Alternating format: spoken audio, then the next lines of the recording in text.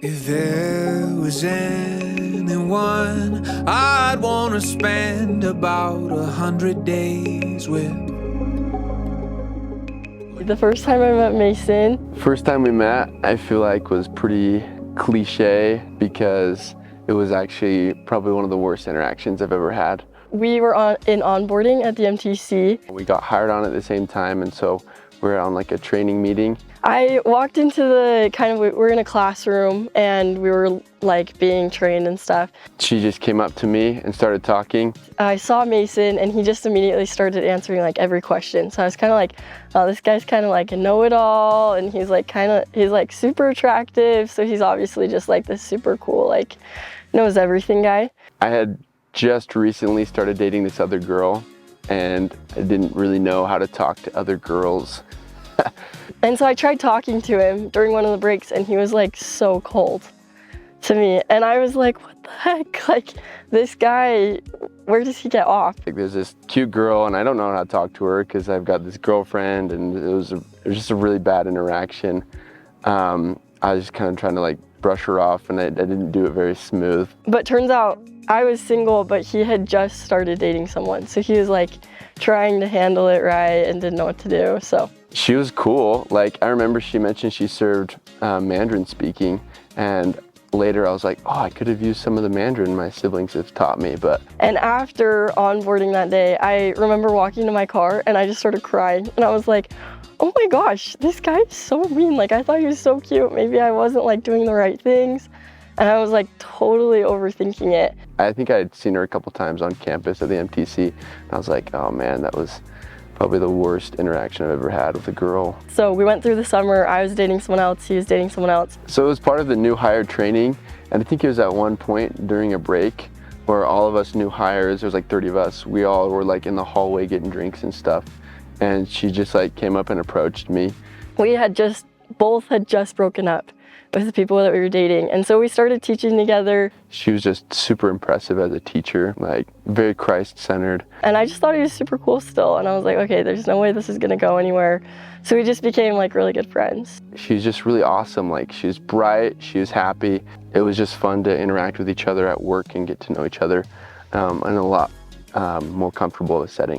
When I first saw your face, it took my breath away. Our first date was rough. It was super awkward. In general, the progression of our relationship, I think, is evidence of the Lord being involved. I honestly don't know why I went out with him again. Ellie is just absolutely stunning. So it was just like hard for me to like talk to such a beautiful girl.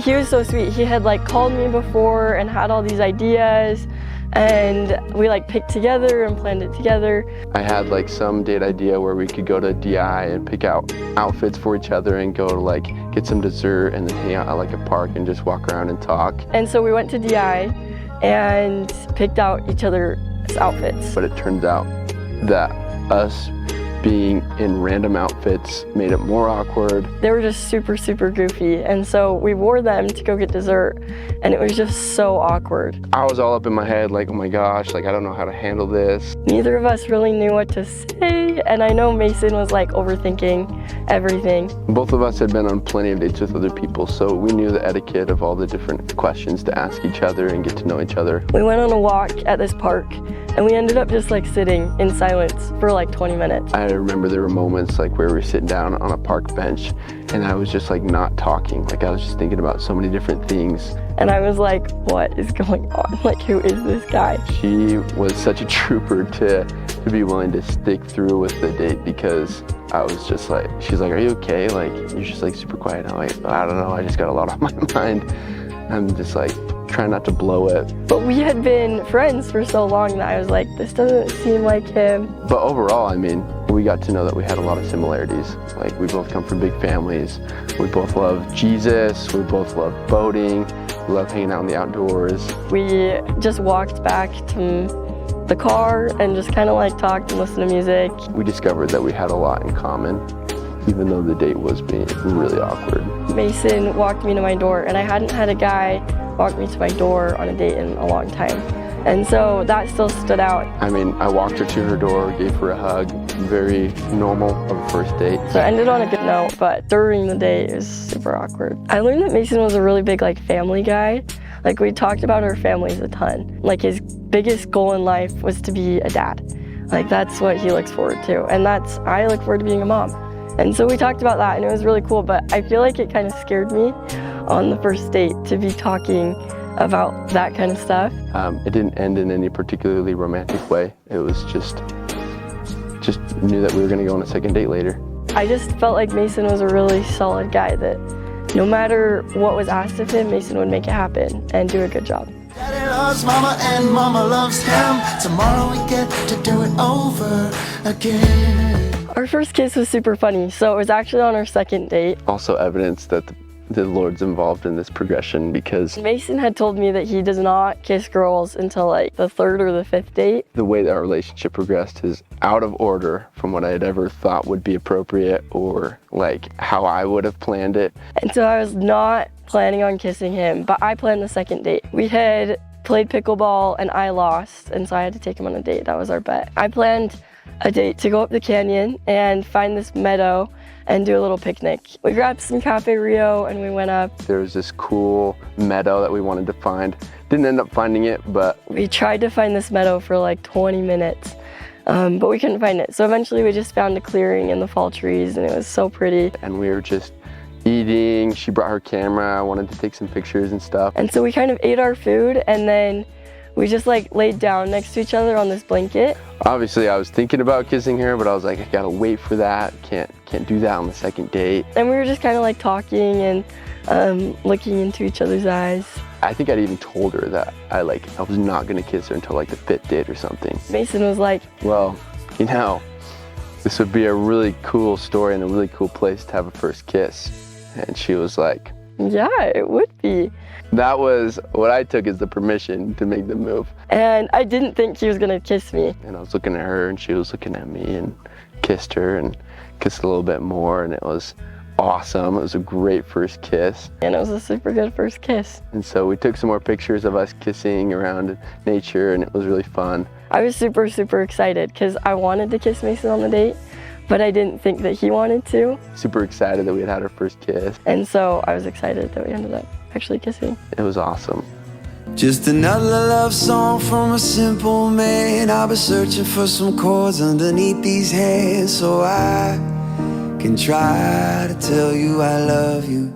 Our proposal was super awesome. Mason did a really good job. I really wanted for the proposal to be a surprise, I had given him kind of a list of must-haves. while also making sure that she felt comfortable and pretty, and then I was dressed nice. Mason told me for the next 3 weeks, every Tuesday, Thursday, and Saturday, we'll go on a picnic. So kind of be prepared, you could get proposed to. And she wasn't gonna know when I proposed. And so at first I was like, oh yeah, great, this is awesome. You know, this is a great way to do it. We went on the first picnic and I got ready for 2 hours. We go and I was so disappointed because we didn't get engaged. And then we went on our second one and we went to this beautiful spot up by Sundance and got really good food, and it was just so pretty, and he didn't propose. And on the drive home, I was like, Mason, I can't do any more picnics.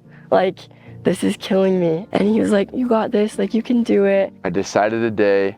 There was a lot of things to figure out about it. There was even gonna be bad weather, but it was a day I had picked, and so I had to send it. The day of our fifth picnic, it just started it was dumping snow. I remember fasting that Sunday before that the weather would be okay. It was snowing at work a couple hours before we were supposed to go up to the spot. We started to go and I was like, are you sure you want to go on a picnic? We're going up in the mountains. It's like a blizzard. Are you sure? The whole day I was so nervous. He was like, no, yeah. Let's just get some In-N-Out. We can eat in the car.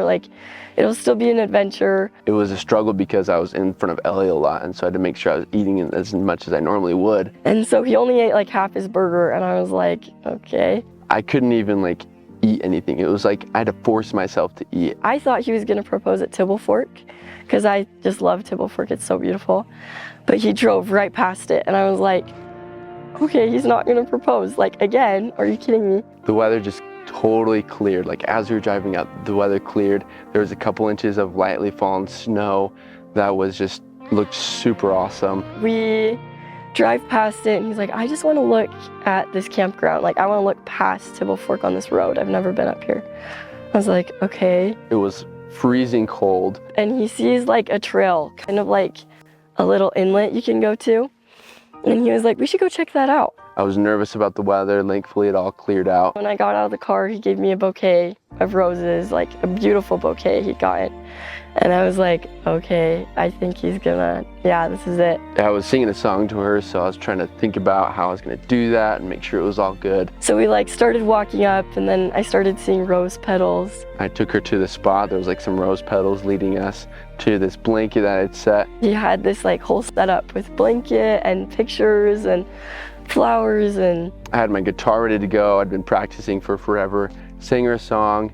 And right when we got up the canyon, the snow had just cleared.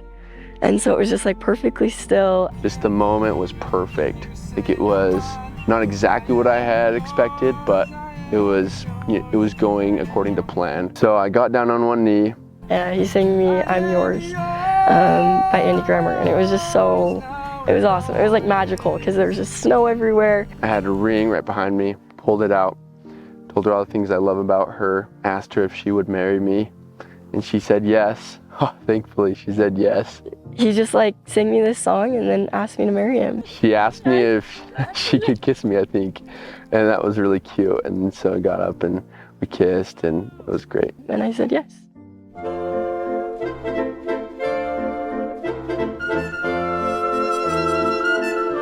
Oh, there's so many things. A couple things. One thing I really love about her is her sense of adventure. I love that Mason is so intentional.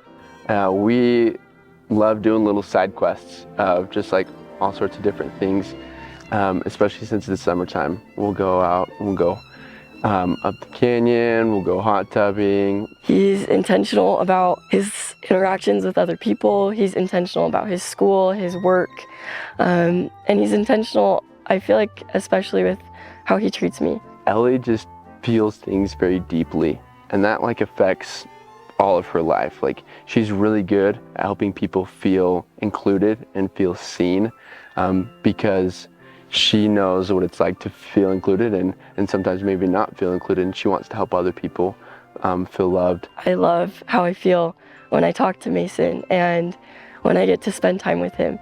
It makes me feel like the most beautiful, smart, capable person. She really cares about what she says, and she's taught me how to be better at saying things in a loving way, because I definitely need to work on that. He's so intentional with how he goes about treating me and our dating and everything in life. I feel like life is going to be easier with him because of that intentionality. The way that she interacts with people, she's very Christ-centered. I have felt my life center more on Jesus Christ as I have spent more time with her. And that was one of the reasons why I knew she was one I needed to marry.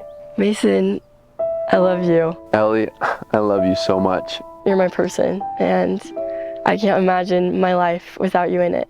I am so excited for our life together. I'm excited for all the hard things and all the really fun things. We've had such an amazing time preparing for our marriage, and I just can't wait for all the adventures that we have.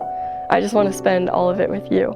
I love every moment that we have together, and I can't wait to see what life has in store for us. And I'm so excited to get married to you and spend every minute together for eternity.